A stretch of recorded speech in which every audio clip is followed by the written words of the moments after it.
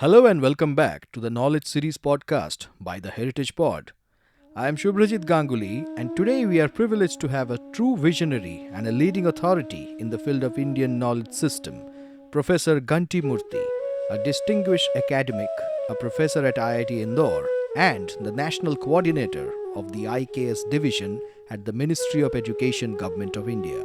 In the upcoming episodes, we will dive deep into the four crucial areas which are agriculture, manufacturing, education, and sustainable development.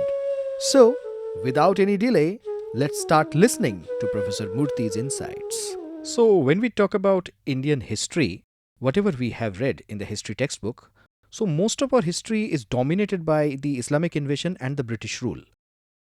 Although we have a very rich culture and heritage as far as Indian history is concerned, considering the IKS, whatever I have read so far.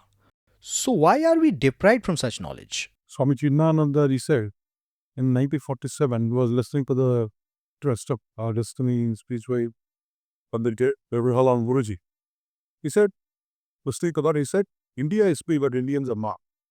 The same kind of colonial education system has been going on. Let's continue.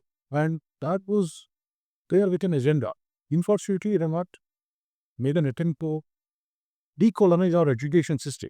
And I think MEP 2022 is kind of one of the first attempts to do that. So then, if you don't decolonize the education system, then we are going to have students will look Bharatiya, yes, Indian, but then they are not Indian inside. Exactly like what Macaulay wanted in 1835. So I think we need to be really looking at all of these. And there is the thread which was very selective in trying to show Bharat as something that was always defeated. And that was the category year after. Always at the receiving end. Always at the receivers and not somebody.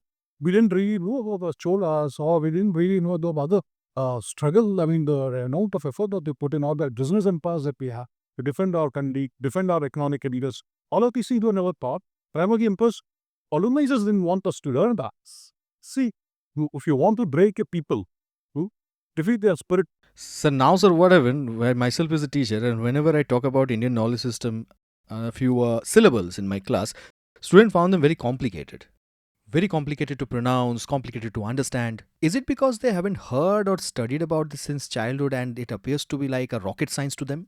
See, ultimately, if you look at it, Indian knowledge system exists in every India, because regardless of which part of India you are from, it will exist inside. Because we are inherently that. Only thing we just have to bring it down. Yes, in the beginning, there may be some pronunciation issues here and there, but when you get used to it. Primarily is the exposure. Have to expose our students to these ends. Reason, it's very interesting that to mention that these students feel overwhelmed. Now, this thing is something very complicated when you discuss about Indian knowledge system, because most of the science that we do or even the disciplines of study are essentially based on the reductionist technique. This is a primarily West European paradigm that has been who's the main stinger. Important thing about Indian knowledge systems is it is comprehensive in its scope.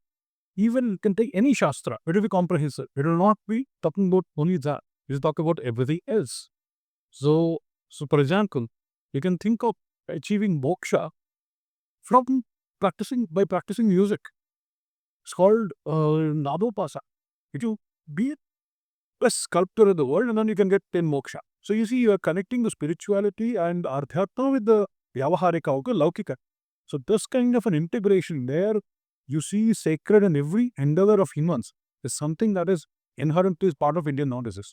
Sometimes when people look at this kind of a comprehensive thing, they get overwhelmed. But then over time, as I said about here, Indian knowledge systems exist in all of us Indians. So there is no, this thing, they'll slowly see that. And then once they get their feel for it, they're like to fish in water. I mean, they're just very, very natural perhaps.